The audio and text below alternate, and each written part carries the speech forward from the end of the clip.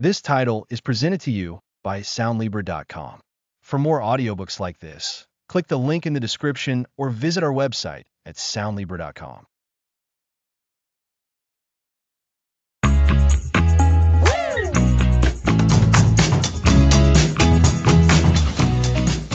Welcome to The Power of No, the podcast that helps you design a life of intention and fulfillment. I'm Alex.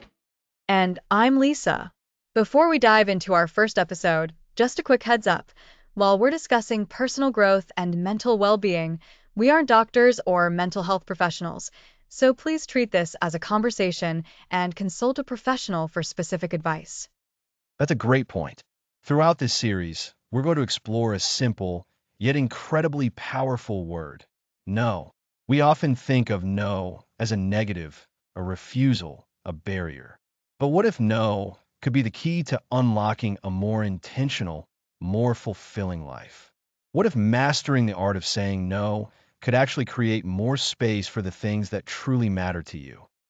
It sounds almost counterintuitive, doesn't it?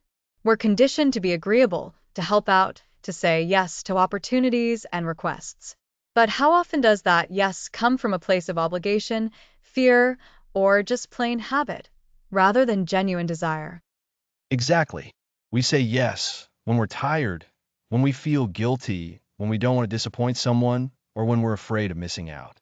And over time, these endless yes can fill our lives to the brim, leaving us feeling overwhelmed, drained, and disconnected from our own priorities.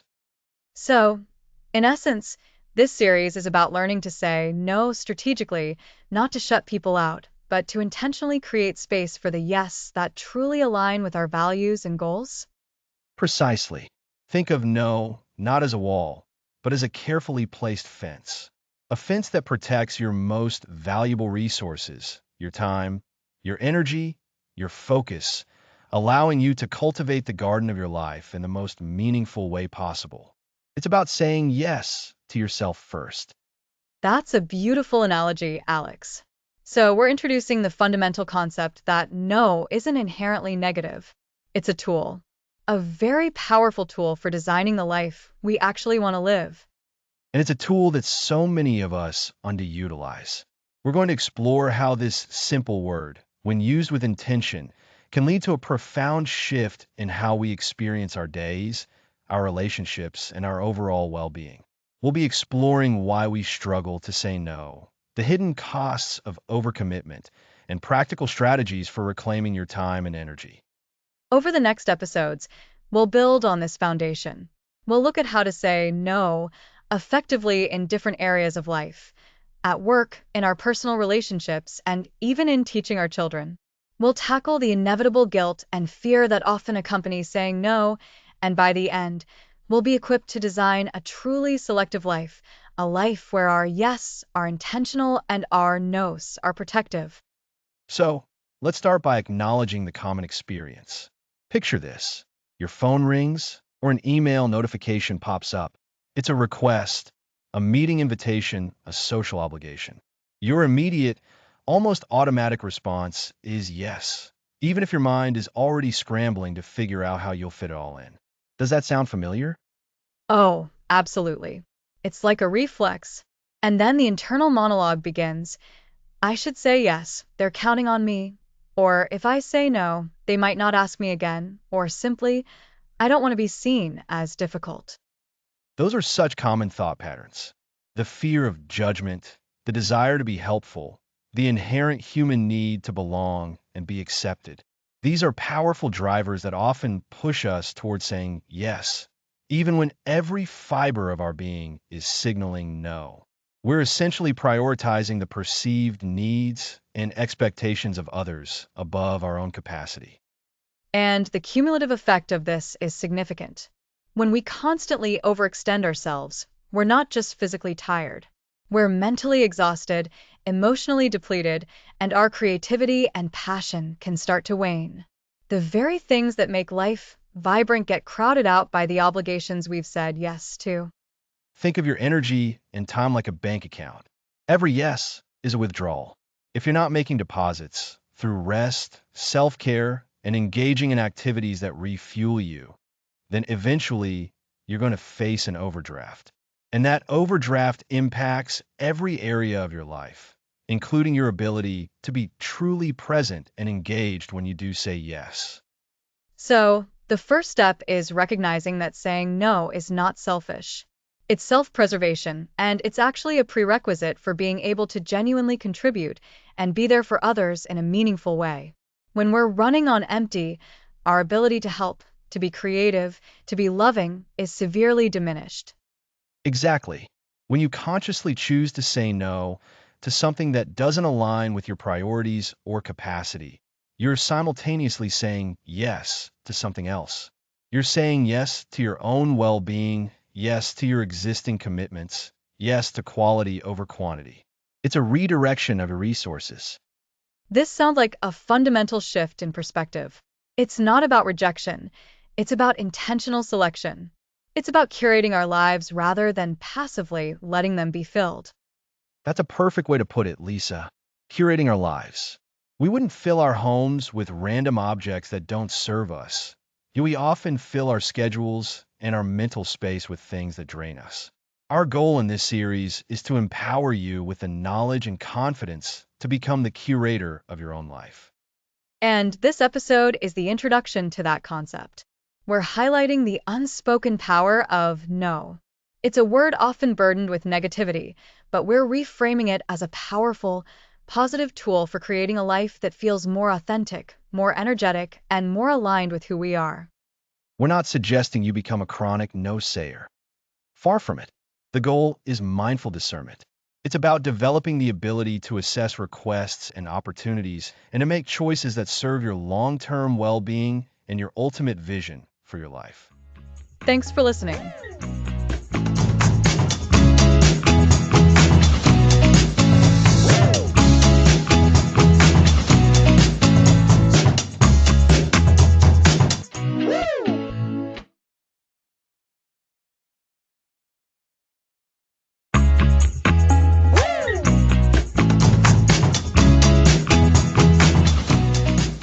Welcome back. Last time, we touched on saying no creating life. Now, let's unpack our ingrained yes habit. So many of us say yes automatically. It feels polite, helpful, or just easier. This episode explores why we do it and what's behind our inability to say no. We've built a reputation, an internal script that says I always say yes. We want to be reliable, agreeable. This desire to help and avoid conflict often leads to overload. It's like a muscle overused, stuck in the yes position. What's the psychology, Alex? What triggers a yes? One big trigger is the fear of missing out, FOMO. If we say no, we might miss something important, a career step, a social event. The anxiety of exclusion pushes us to say yes, even when we lack the bandwidth. FOMO. Everyone relates to that. It feels like the world rushes on, and pausing means being left behind. It's modern pressure. It is. Another major trigger is the desire to please. We connect saying yes with being liked. We worry saying no will disappoint, anger, or diminish us in others' eyes. This can stem from childhood experiences where saying yes was rewarded and no was met with disapproval. So it's about deeper beliefs on how others see us. Is it a way to seek external validation? Precisely. Instead of evaluating a request against our needs, we subconsciously assess its impact on others' perception. If saying no has a high perceived cost, potential rejection, we default to yes. This leads to the overcommitment cycle. How does that work? The cycle starts with saying yes too often. Our plate is full, we're stressed, depleted. Another request comes. Instead of no, we might say yes out of habit or guilt. Which makes the situation worse. So we become even more overcommit. Exactly. Overcommitment can decrease performance on existing tasks. We miss deadlines, feel rushed. This can ironically create more requests for help, as people might see us as needing more support. It's a self-perpetuating loop. It sounds exhausting. And societal pressures must make it harder to break free. Absolutely. Society often celebrates being busy. Packed schedules are badges of honor. Busy is an answer to how are you, as if it's a sign of success. This external validation makes it hard to say, I need to protect my time and energy. It's a cultural narrative encouraging more, even if it harms us. For those listening thinking, this is me, what are the first steps to recognize these yes triggers? Awareness is key. You can't change what you don't acknowledge. For the next week, become an observer of your own yes. When you agree to something, pause and ask, why did I say yes? Was it genuine desire or FOMO, people pleasing, or just not thinking first? That's a great exercise. Just pausing to reflect. So, we're detectives of our own behavior. What else should we look for? Are there beliefs fueling this yes habit? Yes, we operate under beliefs that, while well-intentioned, lead to overcommitment. One is, if I don't do it, no one else will. This places immense pressure on us as the sole problem solver. That's a heavy burden. It is. Another is, my value is in what I do for others. This is tied to people-pleasing. We believe our worth depends on our helpfulness. Saying no feels like rejecting ourselves. That's difficult to confront. What about the idea that saying no is inherently selfish? That belief stops us. We associate saying no with being ungenerous or self-centered. But saying no to things that drain us, or that we can't do well, frees us to say a more enthusiastic yes to what matters. It's strategic generosity, not selfishness. True generosity comes from abundance, not scarcity or resentment. So, saying no can be self-preservation, allowing us to be more effective when we do say yes. Precisely. And we hold on to the belief, everyone else manages fine, so I should too. This comparison is a trap. We think others juggle multiple responsibilities effortlessly, but we don't see the effort, trade-offs, or personal cost. That's vital. We compare our internal reality with others' external appearance. To recap, this week, become aware of yes triggers, FOMO, people pleasing, societal pressure. Challenge beliefs like, if I don't do it, no one else will. My value is in what I do. And that saying no is selfish or that others manage perfectly. A fantastic summary, Lisa. Building this awareness is the crucial first step. Without understanding why we say yes, we can't change it. Next episode, we'll explore the true cost of this overcommitment and how to reclaim our time and energy. Crucial. So, for this episode, the mission is observation. Become a mindful observer of your own yes responses and the accompanying thoughts and feelings. Exactly. Next episode, the true cost of overcommitment.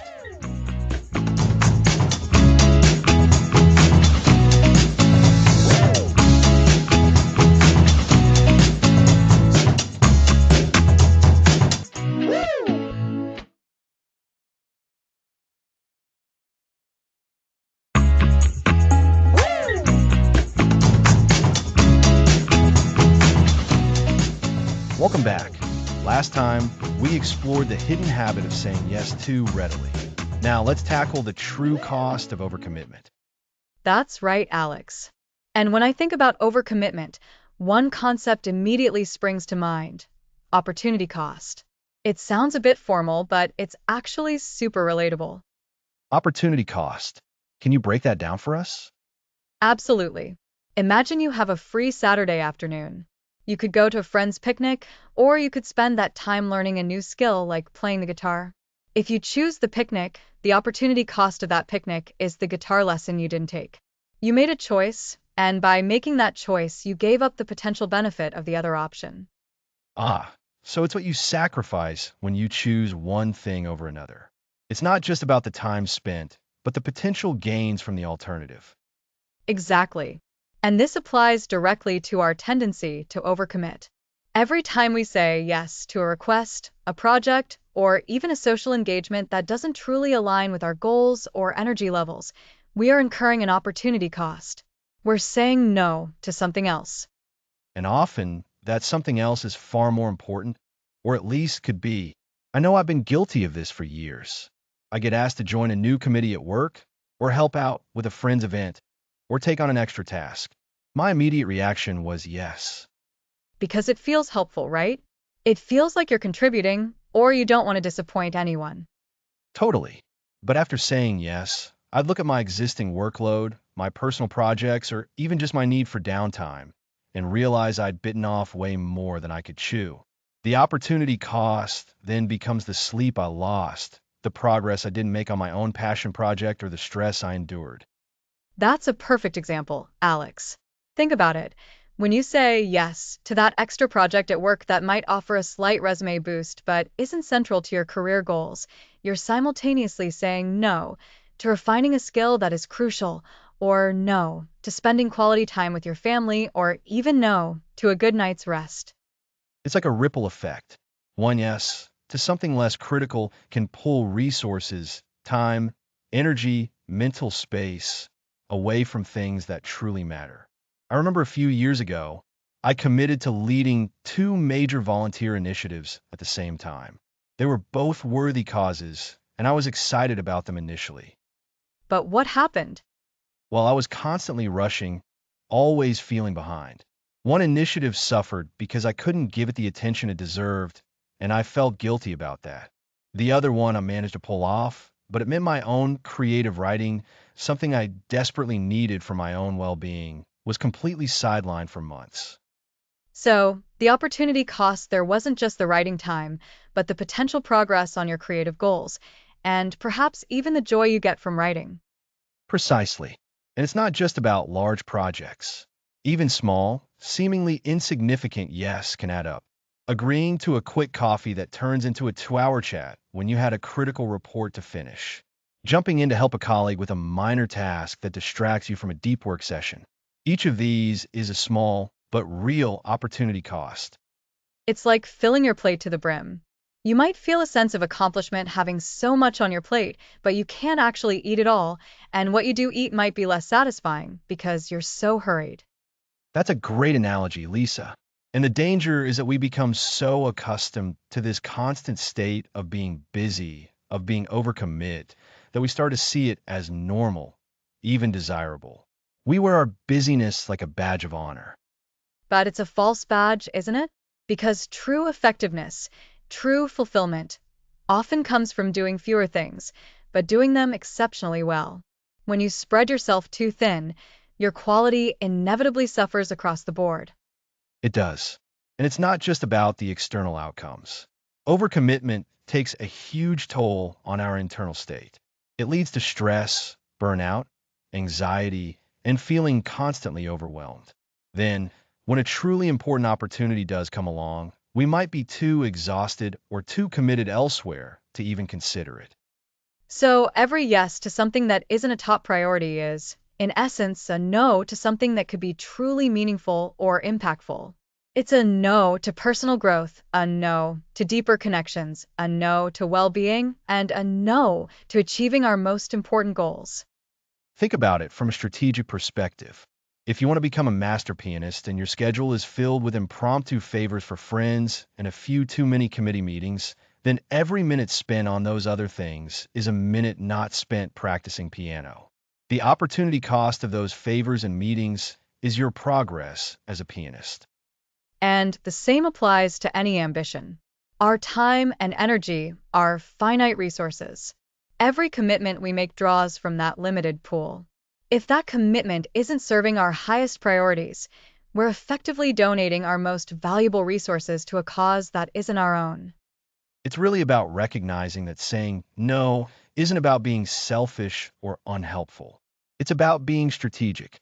It's about making conscious choices about where our limited resources will yield the greatest return, not just for us, but often for others too, in the long run. Because when you're not overcommit, when you're focused on your priorities, you can actually provide more value to the things you do commit to. You can be more present, more effective, and more impactful. That's the key, isn't it? By saying no to the less important, we are actually enabling ourselves to say a more powerful, more committed yes to what truly matters.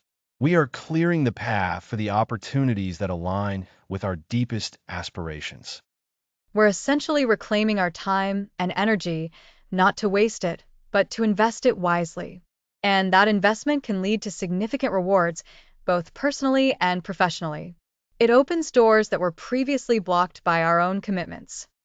So, to recap what we've discussed, overcommitment has a significant opportunity cost. Every yes to a less important thing is a no to something potentially more valuable. This can lead to stress, burnout, and missing out on crucial opportunities for growth and impact. Understanding this cost is the first step towards making more intentional choices. It's a fundamental shift in mindset. It's moving from a reactive yes culture to a proactive, purposeful decision making process. Indeed, this concept of opportunity cost really highlights why learning to say no is so critical for reclaiming our time and focusing on what truly matters.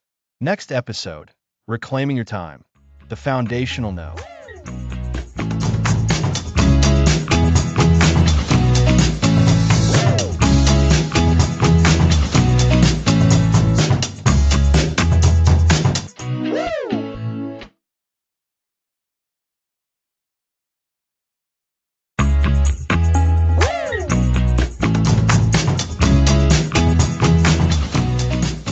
Welcome back to The Power of No, Saying No Creates Life. Last time, we really dug into the true cost of overcommitment.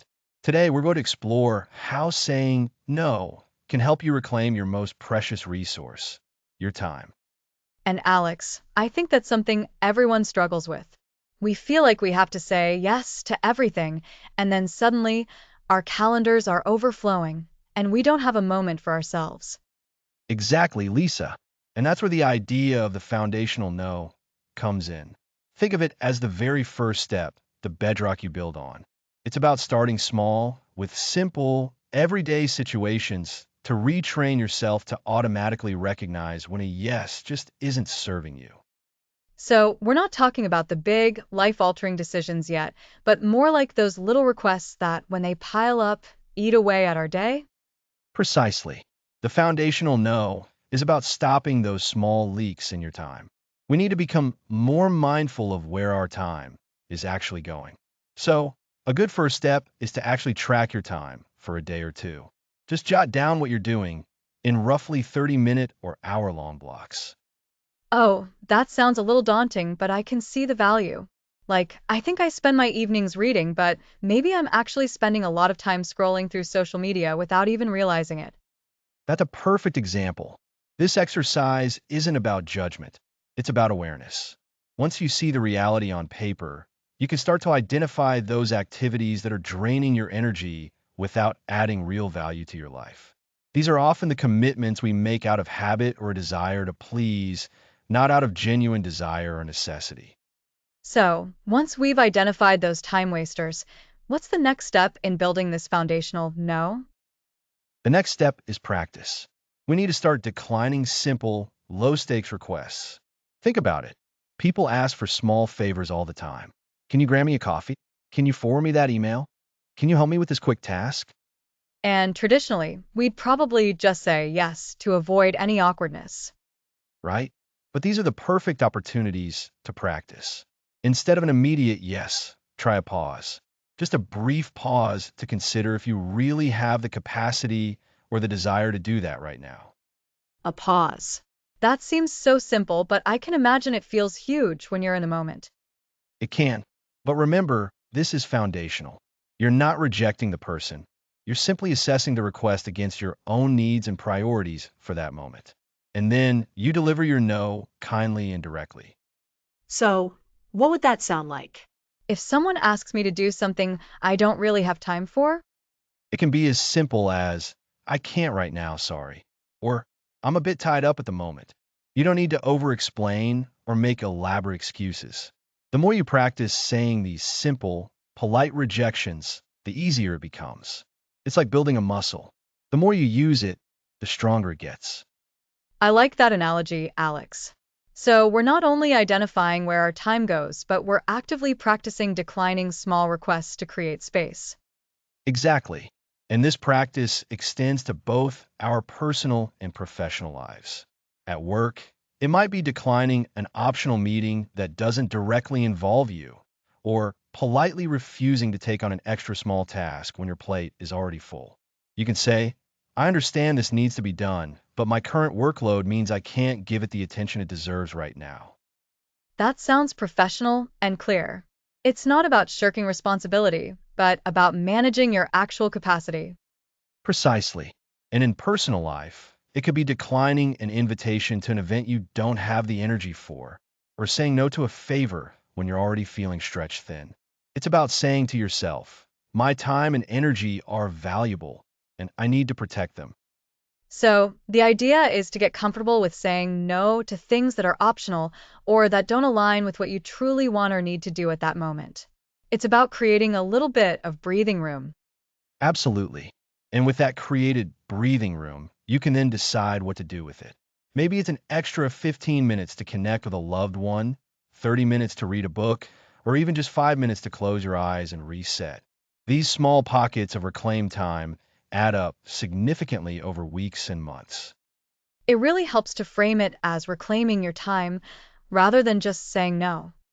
It feels more positive.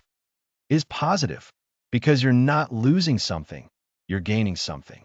You're gaining control over your schedule and your energy. Remember those time-wasting activities we talked about? Identifying them is the first part. The next is actively choosing not to participate in them or in new time-consuming commitments by using that foundational no.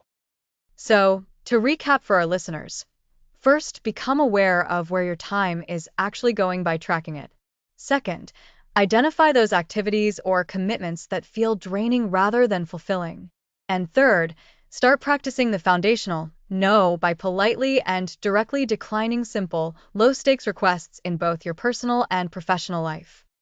That's a perfect summary, Lisa. And the key here is consistency. These small, deliberate acts of saying no build your confidence and your ability to protect your time. It's a skill, and like any skill, it improves with practice.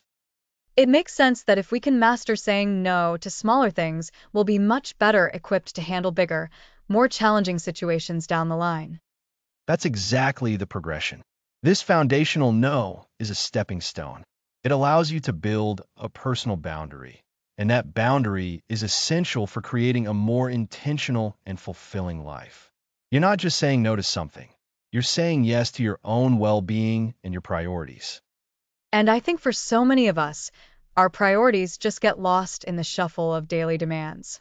This is such a practical way to start bringing them back to the forefront. It really is. So, I encourage everyone listening, try tracking your time for just a day or two this week. And then look for one or two simple opportunities to practice your foundational no. See how it feels. Notice the immediate impact of reclaiming even a few minutes. It's about small wins adding up to a big change. Exactly. And as you get more comfortable with these simple no's, you'll start to feel a sense of empowerment. You'll realize that you do have the agency to shape your day and your life, rather than feeling like your schedule is happening to you. That feeling of empowerment is so crucial, Alex.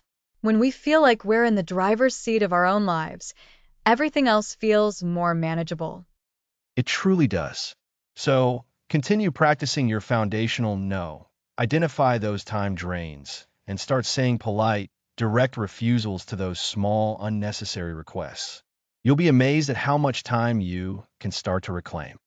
And that reclaimed time is going to be so valuable as we move forward in the series. Absolutely. Next time, we're going to take this skill into the workplace and discuss how to assertively say no at work without causing conflict. Looking forward to it. Great. Thanks for joining us.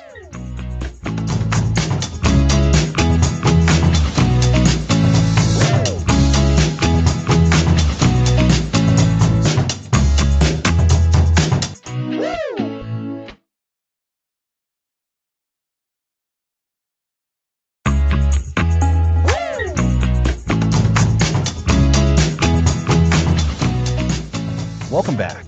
Last time, we explored the foundational no and how to start reclaiming your personal time. Today, we're diving into a space where saying no can feel particularly tricky, the workplace. Absolutely, Alex.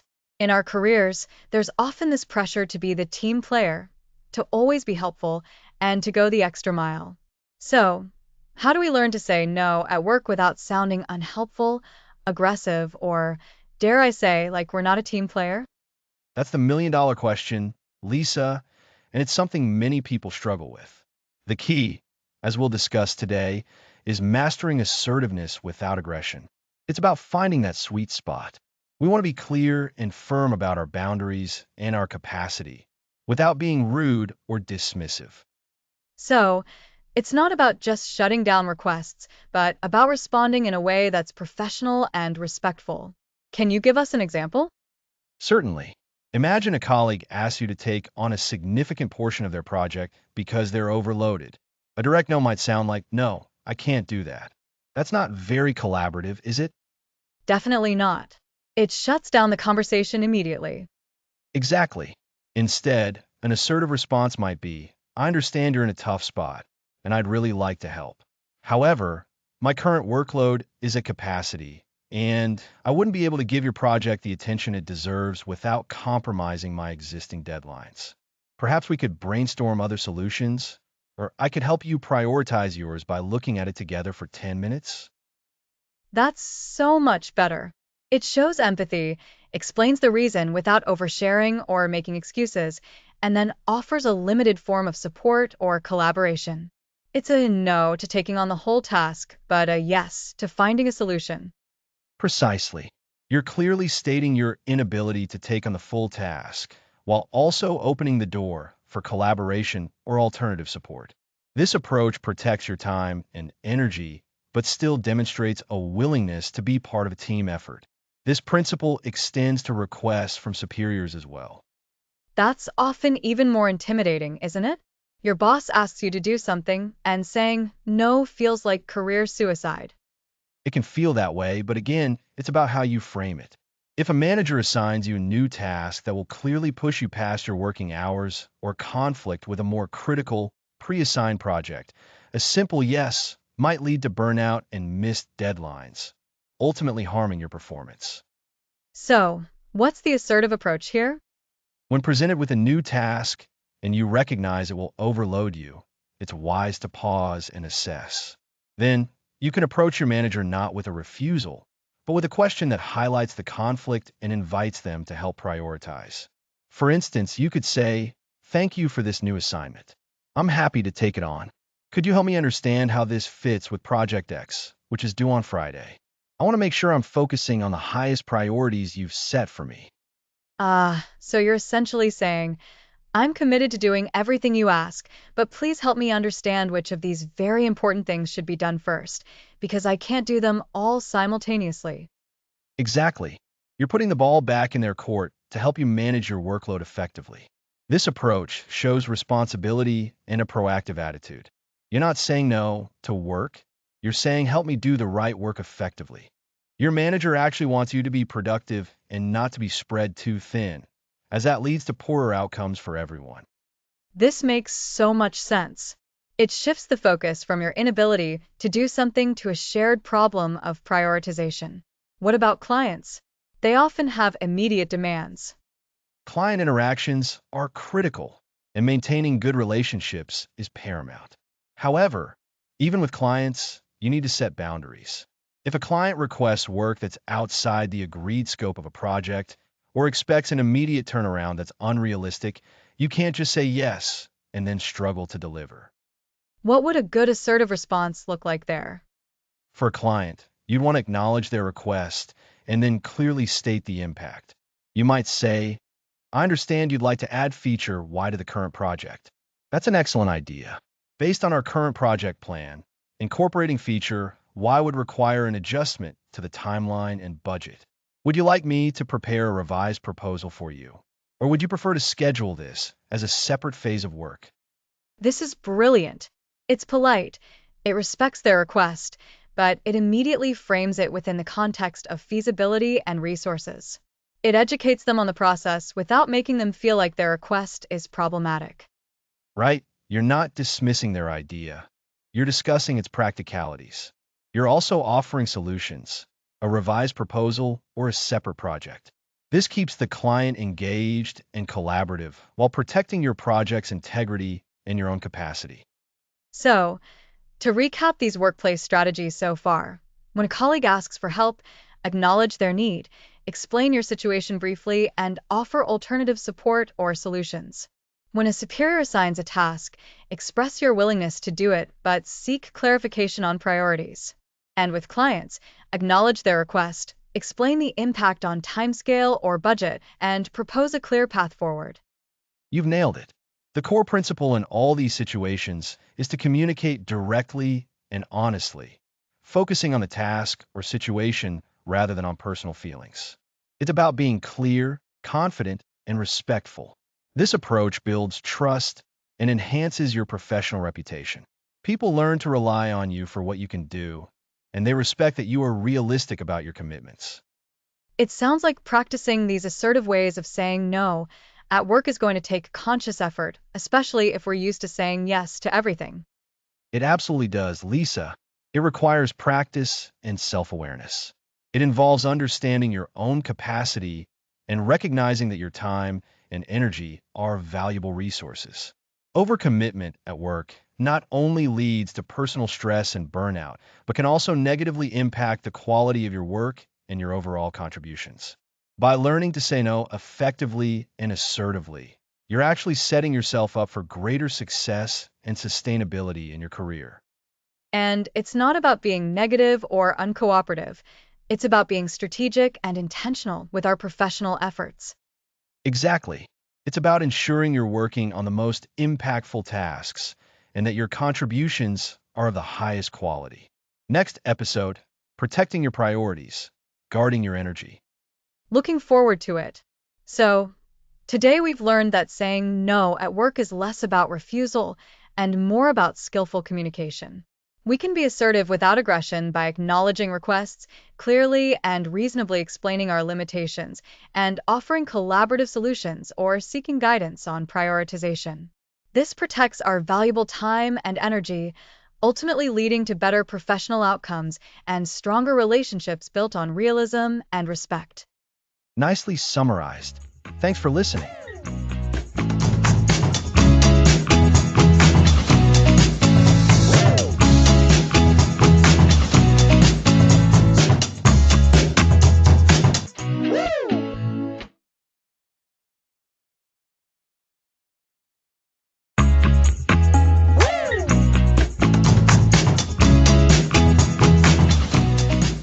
Welcome back to The Power of No.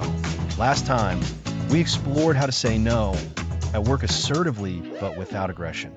Today, we're talking about protecting your priorities and guarding your energy.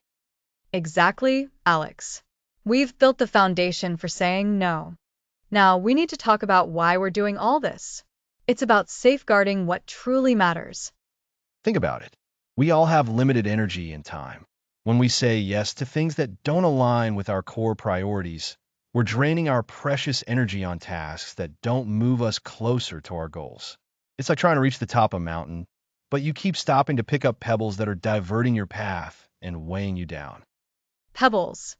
I love that analogy. And it's so true. A constant stream of seemingly small requests can derail our ability to focus on those big, important goals. So, how do we begin to identify these core priorities that we need to protect? It starts with genuine self-reflection. Ask yourself, what are the most important things in my life? What are my long-term goals? What activities bring me the most fulfillment and contribute most significantly to my desired future? So, it's about defining what your yes truly stands for. Because if you don't know what your core priorities are, how can you possibly defend them? Precisely. And once you've identified these priorities, you need to treat them with the respect they deserve. View them as non-negotiable appointments in your life. Imagine you have a crucial meeting scheduled with your top client. You wouldn't easily cancel that. Your priorities should be viewed with that same level of importance. That's a powerful shift in perspective. Instead of seeing our priorities as flexible items, we need to elevate them to the status of unbreakable commitments.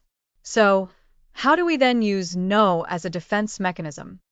When a request comes in, Pause and filter it through your identified priorities. Ask yourself, does saying yes to this request help me advance my key priorities? Or does it pull me away from them? And if it pulls you away, then it's a no, right? Even if it feels like a small thing. Absolutely. Imagine one of your core priorities is to finish writing a book by the end of the year. You've blocked out dedicated writing time every Saturday morning. Now, a friend calls on a Saturday morning and asks if you can help them move furniture. It seems like a small favor. But those few hours directly conflict with your dedicated writing time. If you say yes to moving furniture, you're indirectly saying no to your book writing. You're pushing your writing goal further away. Exactly. And doesn't stop there. You might feel rushed, miss your creative flow, and then have to find time later to catch up, which further depletes your energy. A simple yes to a perceived small request can create a ripple effect that significantly damages your ability to focus on what truly matters. This is why guarding your energy is so crucial. Your energy is your fuel for achieving those important priorities. So, protecting your priorities is also about protecting your energy. It's a two-pronged defense. And for listeners who might struggle, what's a good way to handle that furniture moving friend?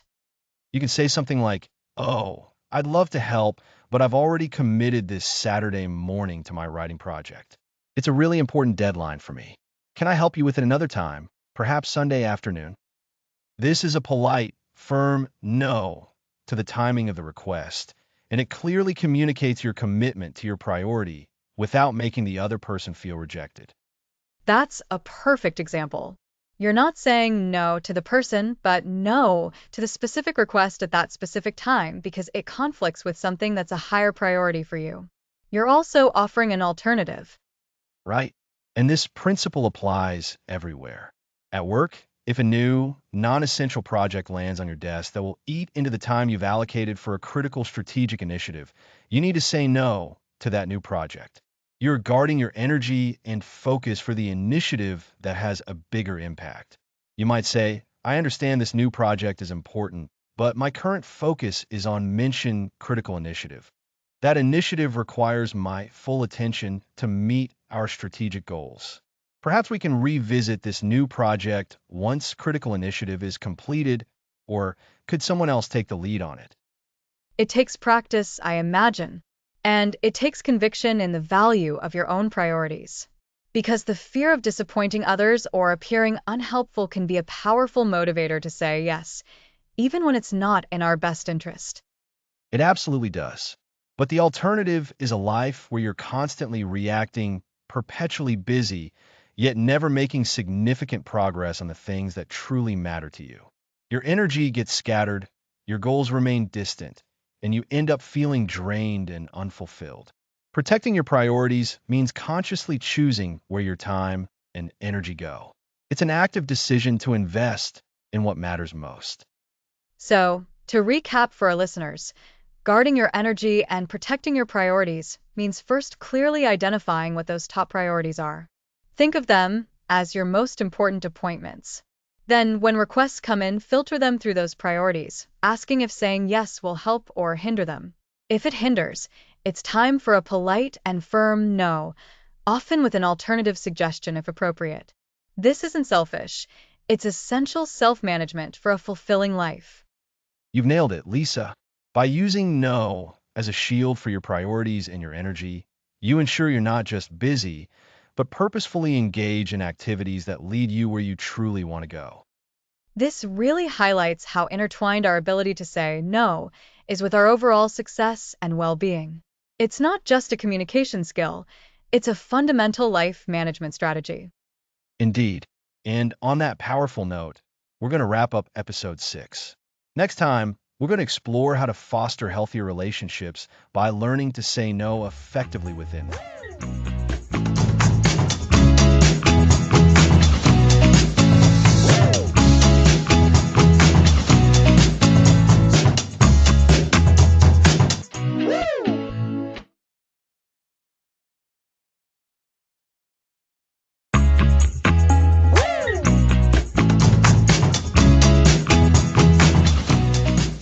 Welcome back. Last time we covered protecting your priorities by guarding your energy. Now, in episode 7, we're exploring how saying no can actually foster healthier, stronger relationships. When we consistently say yes to everything, we create an illusion. We seem always available, never limited. But that leads to burnout, resentment, and a lack of genuine connection because we're not being our true selves. It's like wearing a heavy mask. So, how does saying no build healthier relationships? The first step is authenticity. When you say no respectfully with clear reasons, you're showing who you are and what your capacity is. This builds trust because people know they're getting the real you. For instance, if a friend asks you to help them move when you're already committed to a family gathering, saying, "I can't, I have a prior commitment," is honest. It's not a rejection of your friend, but a statement of your existing obligations. So, it's about being truthful about your availability and energy. And that leads to clear boundaries. How do they help in relationships? Clear boundaries are the scaffolding of any healthy relationship. They define what's acceptable. When you say no to requests or behaviors that cross those boundaries, you're teaching others how to treat you. This prevents misunderstandings and stops resentment from building. If you feel taken advantage of because you never say no, that negativity will damage the relationship. It's like saying, this is what I can offer, and this is what I need. It sets expectations. Instead of saying yes and feeling bitter, you can say no and maintain positive regard for the person. Precisely. This contrasts healthy boundaries with unhealthy people-pleasing. People-pleasers fear conflict or rejection, so they say yes to everyone, even at their own expense. This can lead to imbalanced relationships where one person always gives and the other always takes. And that imbalance breeds resentment. It feels unfair. Exactly. It's not sustainable for the people-pleaser. They can feel drained, unappreciated, and resentful. Saying no is the antidote. It allows you to maintain your well-being while still being a good friend, partner, or family member. You can still be supportive and loving within your capacity. So, instead of being a doormat, you become a respected individual. How can someone who is used to being the yes person start to implement this in their relationships? Start small. Practice saying no to minor requests. If someone asks if you can pick up an extra item at the grocery store when you're heading home, and you don't want to politely decline, you can say, "I can't right now, but maybe next time." Be polite, firm, and offer a brief, honest reason if appropriate, but you don't owe a lengthy explanation. That's a great starting point. It's about building that muscle of saying no in low-stakes situations. What about more significant requests, or when you anticipate a difficult reaction? For more significant requests, or when you anticipate resistance, preparation is key. Your no doesn't have to be harsh. It can be empathetic. Acknowledge the other person's need or request before stating your inability to fulfill it. For example, "I understand you really need help with this project, and I wish I could, but my plate is already full with current commitments." So it's about validating their feelings while holding your ground. It shows you care, even if you can't help with that specific thing. Exactly. Healthy relationships are built on mutual respect. If someone consistently pressures you or makes you feel guilty for saying no, that's a sign of unhealthy boundaries. True friends and loved ones will respect your limits. They might be momentarily disappointed, but they won't intentionally try to undermine your decision. That brings us back to building trust. When you're honest about your capacity and the other person respects that, it strengthens the foundation of trust. They know they can rely on you for what you promise, and they also know when you can't deliver without it being a personal slight. Precisely. It's about creating a dynamic where both parties feel respected and understood. Saying no isn't about pushing people away. It's about creating space for genuine connection.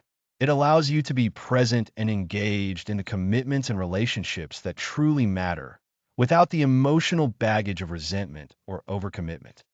So, to recap, saying no in relationships isn't about being unhelpful. It's about being authentic, setting clear boundaries, and preventing resentment. This fosters deeper trust and respect, leading to healthier connections. It's a way to show up fully for people by taking care of yourself first. Well said, Lisa. And remember, this is a skill that takes practice. Next time, we're going to equip you with practical tools and strategies. We'll be mastering the art of the no script. Looking forward to it. Next episode, Mastering the Art of the No Script.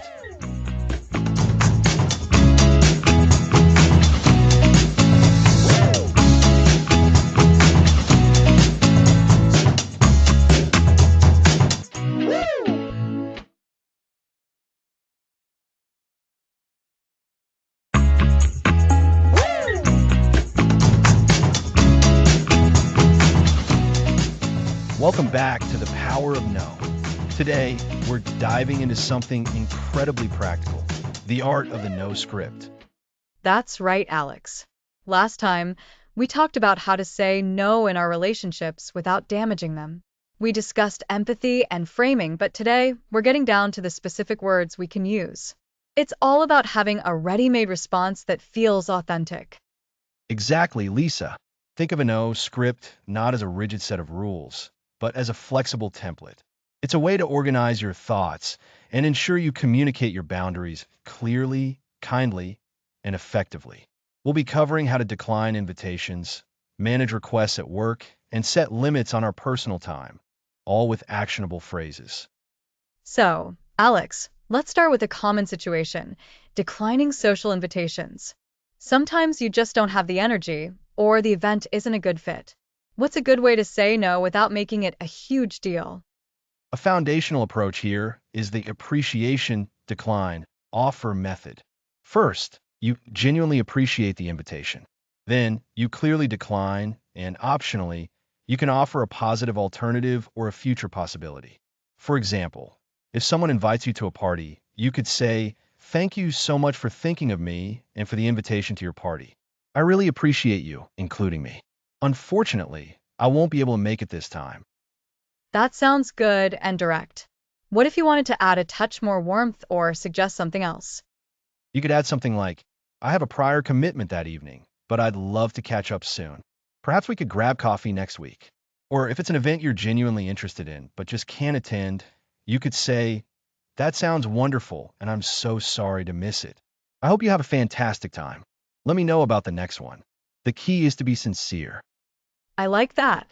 It affirms the other person and the invitation, but still sets a clear boundary. Now, what about when these invitations come with an expectation of your involvement, or maybe a request for a favor connected to the event? That's a bit trickier, but the same principles apply. Let's say a friend asks you to help organize an event you can't commit to. You can start by acknowledging their effort. "Wow, it sounds like you put a lot of thought into this, and I admire your dedication to the cause or event." Then, state your inability to help directly, but kindly. "I'm so sorry, but my schedule is completely booked for the next few weeks, and I wouldn't be able to give this the attention it deserves." And if you feel you could offer a small piece of help, but not the whole commitment? You could pivot to what you can do. For instance, while I can't commit to the full organizational role, I might be able to help for an hour on Saturday with a very specific, small task, if that's useful. Or, "I know someone who might be a great fit for this. Would you like me to connect you?" This demonstrates willingness without overextending yourself. That's a great way to manage expectations. So, we've covered social situations. What about the workplace? This can be a minefield for saying no, can it? Absolutely. A common scenario is being asked to take on a new task when your plate is already overflowing. Here, the prioritize, explain, propose method can be very effective. First, acknowledge the request and show you understand its importance. "I understand this is an important project, and I appreciate you bringing it to my attention." And then comes the explanation? Yes, but it's not about complaining. It's about providing context.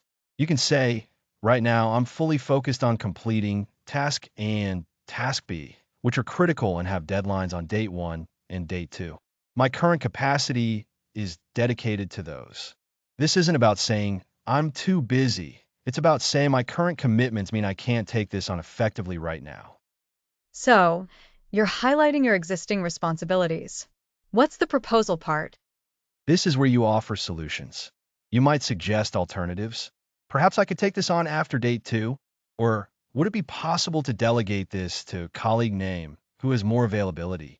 Another option could be to adjust the scope of this new task so I can integrate it with my existing workload. The goal is to be a problem solver, not just a roadblock. I can see how that shifts the conversation from a simple no to a collaborative effort to find a solution. What about when a colleague asks you to take on a task that technically falls under their responsibility? This requires a gentle but firm approach.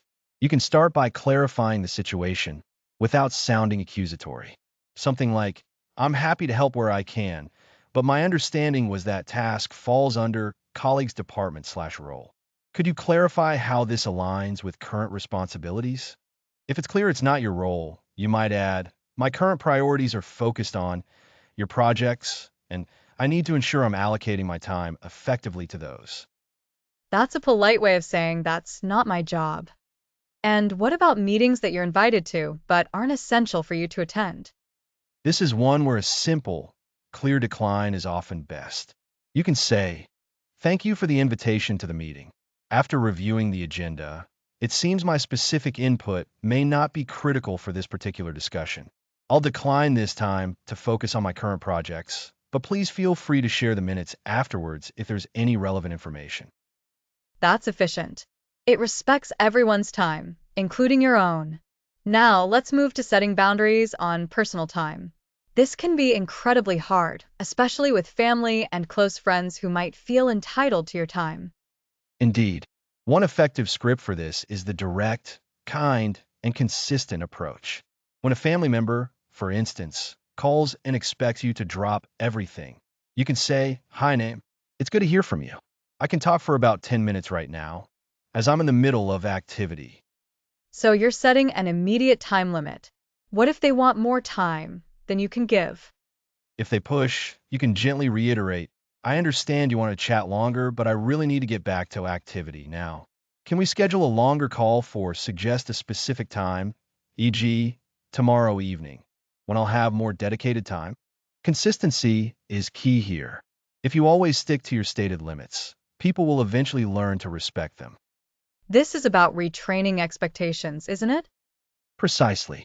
Another common challenge is family members expecting you to always be available for favors, like childcare or errands. A script could be, I love spending time with you all, and I'm happy to help when I can. However, I also need to balance that with my own needs. For specific requests, I won't be able to help this time because I need to explain your actual need, e.g., rest, focus on a personal project. Perhaps we can plan for a future date or alternative solution. It's about being honest about your own needs, not just saying no because you don't want to. And that leads us to the concept of no scripts for highly engaged individuals, which we'll explore more in our next episode. But for now, we've given our listeners a toolkit of ready-to-use phrases and a framework for responding to requests in various situations. We've covered how to appreciate an invitation, clearly decline, and optionally offer alternatives for social events. In the workplace, we learn to prioritize, explain our current capacity, and propose solutions. And for personal time, we emphasize being direct, kind, and consistent. These no scripts are your allies in creating a more balanced and fulfilling life. Remember, these are guides, not rigid rules. Adapt them to your personality and the specific situation. The goal is to communicate your boundaries with integrity and respect. Next time, we'll be looking at how these principles apply, particularly to those of you who are highly driven, often feeling like you should be saying yes to every opportunity. Join us for episode 9, the no for highly engaged and busy individuals.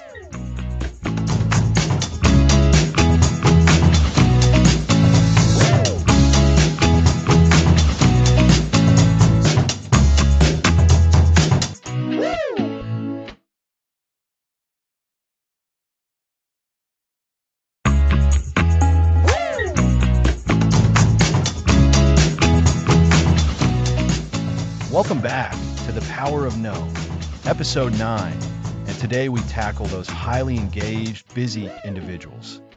The high achievers. They're often juggling so much, and saying yes feels like the default for growth and success. Right? For them, no can feel like a missed opportunity or weakness. But is it? We're here to say that saying no strategically amplifies their impact. It's about focusing their energy, like a laser beam, rather than scattering it. Their time and energy are finite, non-renewable resources. Exactly. The key strategy here is selective engagement. It means rigorously qualifying opportunities as potential no-s, not just looking for yes. So, we're actively screening things to decline? That's a powerful reframing. Yes. Ask yourself, does this align with my core goals? What's the real impact? What am I giving up? Is this the best use of my unique skills? Those are vital questions. It shifts from a reactive, yes, please, to a proactive, is this worth it? And for these individuals, advanced strategy means strategic decluttering, reevaluating existing commitments. It's about making room for game changers. So, the principle for busy people is to protect their yes by being incredibly restrictive with their no to everything else. Their most valuable contributions often come from deep, focused work on a few high-impact initiatives. They must be diligent. How can they say no effectively in these high-stakes situations? What are the nuances? Employ the value-added no. Instead of just saying no, offer alternative, less demanding support. For instance, I can't lead that project, but I can offer 2 hours of input on the strategy or connect you with a colleague who has expertise. That's brilliant. You're still helpful without taking on the full burden, leveraging your network or insights in a controlled way. It preserves your reputation while protecting your priorities. Another tactic is batching your no conversations. Set aside specific times to decline requests. That maintains focus on high-impact work by bundling communication tasks. It prevents interruptions. Crucially, communicate your capacity limitations proactively. Don't wait until you're overwhelmed. Discuss your priorities and capacity regularly. Like saying, my plate is full with critical Q3 goals. Anything new must be assessed against those. Precisely. It's about being strategic and responsible with your capabilities.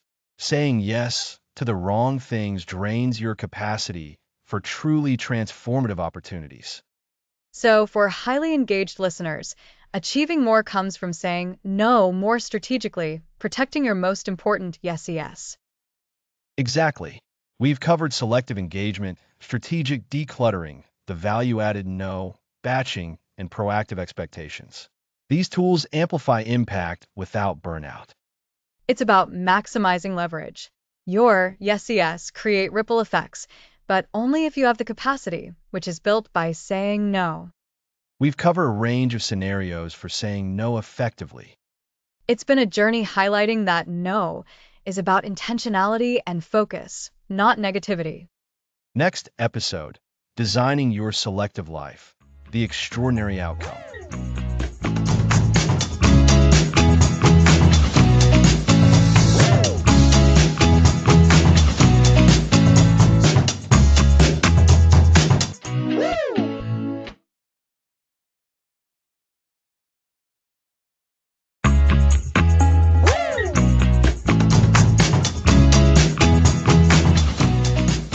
Welcome back. Last time, we discussed saying no for highly engaged individuals. Now, let's tackle teaching children the power of no. I'm so glad we're covering this, Alex. It's fundamental to setting children up for healthy lives, and many of us struggle knowing how to impart it. Absolutely. We've talked about how saying no reclaims our time and protects our priorities. But what happens when we equip the next generation with this same tool from the start? That's the big question, isn't it? It's easy to want them to be agreeable, to please everyone and avoid discomfort. But that's not serving them long term. Precisely. Overcommitting and people-pleasing often stem from a lack of early training in self-advocacy. So, Lisa, from your experience, what does teaching children the power of no look like in practice? For me, it starts with making no a positive word. We need to demystify it. It's not about being rude. It's about self-respect and safety. I create a safe space for them to practice. If a friend wants to play a game they don't like, or if they're tired and don't want to share a toy, I encourage them to use their words. So, you're giving them permission to express their genuine feelings and needs. How do you help them articulate that no effectively without sounding defiant? It's about offering simple, clear phrases. We practice things like, no, thank you, or I don't want to do that right now, or even I need a break. It's especially important for them to understand it's okay to say no to an adult if something feels uncomfortable or wrong. This can be tough because they're conditioned to obey adults, but it's crucial for their safety. Imagine someone they don't know asks them to come with them or to keep a secret. Their immediate no can be a lifesaver. That's such a vital point, Lisa, especially concerning safety. We're talking about setting boundaries for their personal safety and well-being. And this kind of training builds confidence, doesn't it? When a child successfully navigates a situation by saying no and sees that the world doesn't end, it empowers them. Exactly. They learn that their voice matters. They learn they have agency over their own bodies and choices. This fosters resilience because they know they can handle situations where they might feel pressured. It's like giving them a shield. And it's not just about saying no to others. It's also about them learning to say no to themselves in ways that are beneficial. An excellent point. You mean saying no to that extra cookie when they've already had enough? Or saying no to staying up too late when they know they need sleep for school? Precisely. It's about teaching them to listen to their own limits and their own well-being. It's a form of self-control and managing impulses. When they can say no to desires that aren't in their best interest, they're building a foundation for making healthier choices throughout their lives. It's an investment in their future selves. So, to recap, we're encouraging simple, polite, yet firm no statements. We're emphasizing that no is acceptable for personal safety, even with adults. And we're extending this to self-regulation, teaching them to say no to their own impulses when it serves their best interests. What are some common pitfalls parents might encounter when trying to teach this? Well, one big one is inconsistency. If we sometimes insist they share a toy when they've said no, or if we get angry when they use a polite no that we don't like, we're sending mixed messages. They'll learn that no is only okay when it's convenient for us. Another pitfall is dismissing their no. If a child says no to a specific activity because they're tired and we push them to do it anyway, we're undermining their ability to recognize and respect their own energy levels. That makes sense. We have to walk the talk. And I imagine for younger children, it's more about teaching them to recognize uncomfortable feelings and then empowering them to express them. Absolutely. With very young children, it might be as simple as pointing out body language. If they're pulling away from a hug, we can say, "It looks like you don't want a hug right now." That's okay. We're validating their feelings and giving them the language. For slightly older kids, role-playing can be incredibly effective. We can act out scenarios where one of us is a peer wanting to do something they're not comfortable with, and the other practices saying no. Role playing, that's a fantastic idea. It removes the pressure of a real-time situation and allows for experimentation and feedback in a fun, low-stakes environment. So for parents listening, what's one actionable tip you'd offer to start implementing this today? Start small and celebrate the successes. The next time your child says no to something reasonable like eating one more vegetable or ending playtime, acknowledge it positively. Say something like, "Thank you for telling me you're full," or "I understand you're enjoying your game and want to finish. We'll tidy up in 5 minutes." You're reinforcing that their communication is heard and respected. And if they use a polite no when they're uncomfortable, praise them for being brave and clear. That's a great tangible step. It's about actively listening to and validating their no, creating that positive association. And as they get older, this skill will continue to serve them as they navigate peer pressure, social situations, and even future relationships. Teaching them to say no is truly teaching them to value themselves. It really is. It's a foundational skill for a healthy, autonomous life. It's about empowering them to be assertive, to be aware of their boundaries, and to live a life that aligns with who they are, rather than trying to constantly please others. It's the ultimate act of love, I think. A perfect way to put it, Lisa. And that brings us to the end of our discussion on teaching children the power of no. We've seen how embracing no early can foster confidence, safety, and self-respect, building resilient individuals equipped to navigate their world. Next episode, we'll be exploring one of the most challenging aspects of this journey, navigating guilt and the fear of saying no.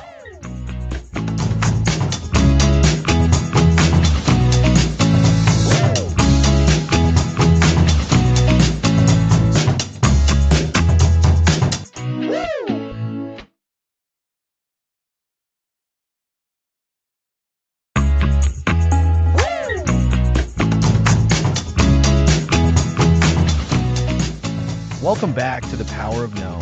We're on episode 11 of our 12-part series, and we're diving deep into the emotional landscape of saying no. Today, we're going to tackle some of the biggest hurdles that often stop us, guilt and the fear of what we might be missing out on. That's right, Alex. We've spent this series learning the mechanics of saying no, understanding its benefits, and building our confidence. But for many of us, the real challenge isn't the act of saying no itself, but the emotional baggage that comes with it. That nagging feeling of guilt, or the fear that by saying no to one thing, we're closing the door on something amazing. Exactly. Let's start with guilt. It's a powerful emotion, isn't it? We often feel guilty when we say no because we worry we're disappointing someone, or perhaps we feel selfish for not helping out. We might have been conditioned to believe that being helpful and agreeable is always the right thing to do. And it is good to be helpful. But there's a difference between being helpful and being a doormat. When we're constantly saying yes to avoid guilt, we end up overcommit, exhausted, and unable to truly be there for the people and commitments that matter most. It's a vicious cycle. How do we break free from that guilt when we say no? The first step is recognizing that the guilt is often a misinterpretation. We're confusing our obligation to ourselves and our own well-being with an obligation to everyone else's desires. Remember in episode 3, we talked about the true cost of overcommitment? Every time you say yes to something that isn't a priority, you're implicitly saying no to something else, something that might be more important for your goals, your health, or your family. So, the guilt we feel for saying no is actually misplaced. We're feeling bad for protecting our time and energy, which we need to show up fully for our real priorities. Precisely. And this ties into the fear of missing out, or FOMO, which is another huge barrier. We say yes to events, projects, or requests, not because we genuinely want to, or because they align with our goals, but because we're afraid that if we don't participate, we'll miss a crucial networking opportunity, a chance for fun, or simply a moment of connection. That fear is so real. It's like standing at a crossroads, and every path looks exciting, but you can only walk down one path at a time. If you try to run down all of them, you'll just end up tired and lost. That's a great analogy, Lisa. And it's a perfect segue to how we reinforce the value of our no decisions. We need to consciously remind ourselves of what we gain by saying no. In episode 4, we talked about reclaiming your time. When you say no to an obligation that would drain you, what does that reclaimed time allow you to do? It allows you to do something that actually energizes you.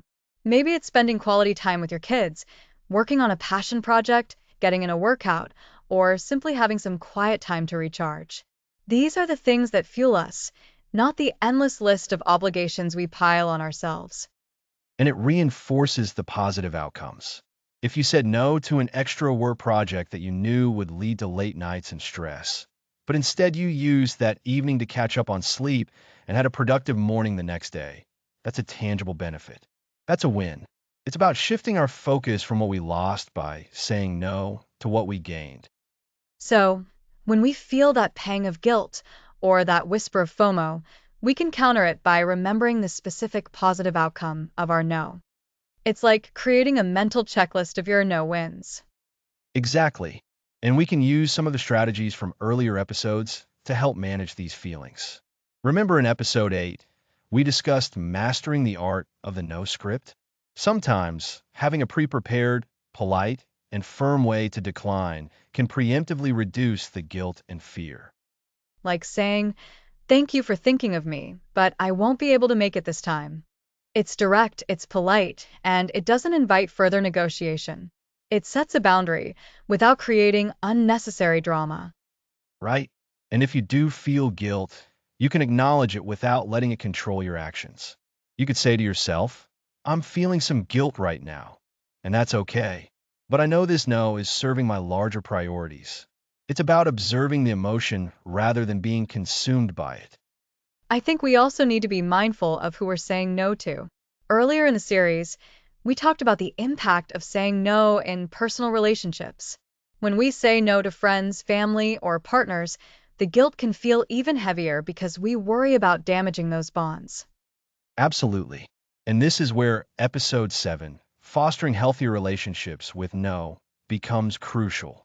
True friends and loved ones will understand and respect your boundaries.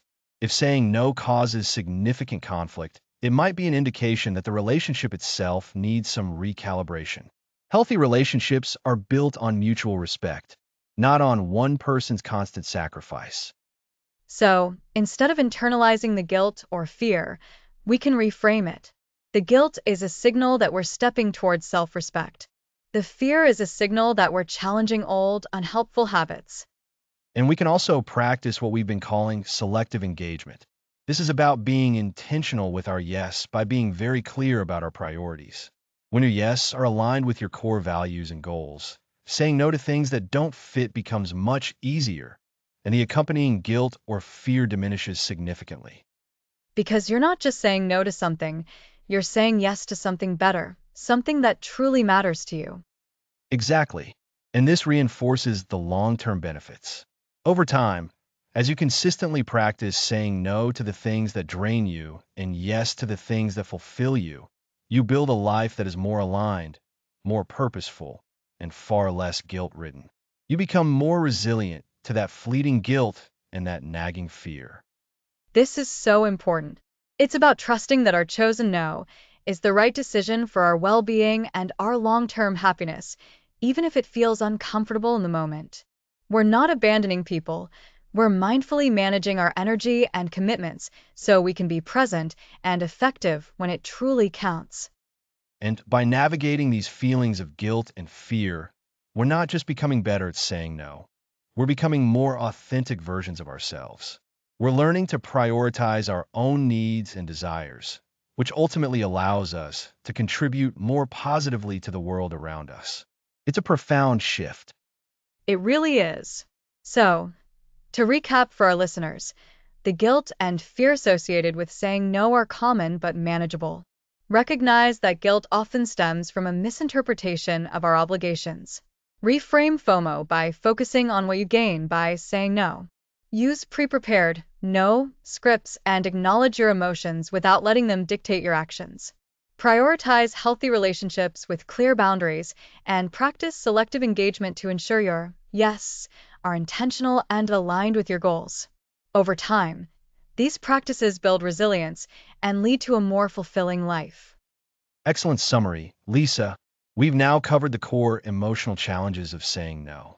Next time, in our final episode, we'll be looking at the extraordinary outcome of truly designing your selective life. I'm already looking forward to it.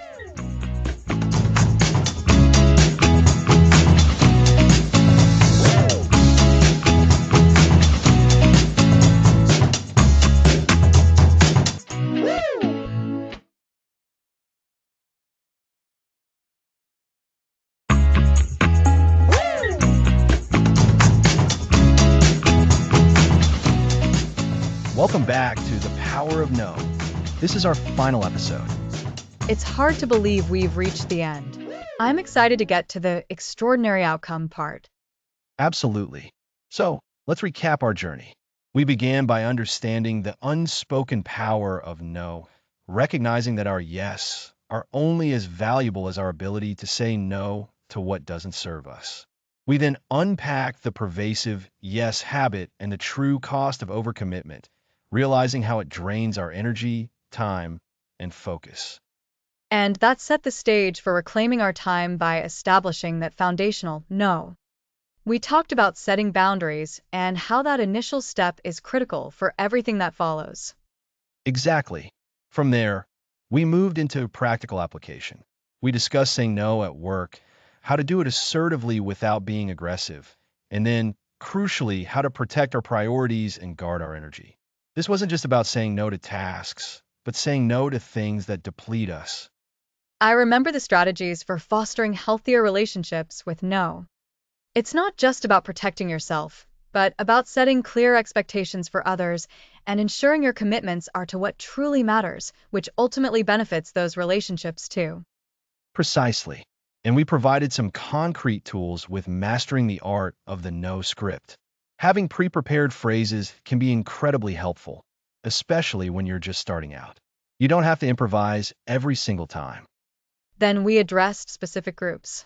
For highly engaged and busy individuals, we explored how no can actually increase their effectiveness, not diminish it.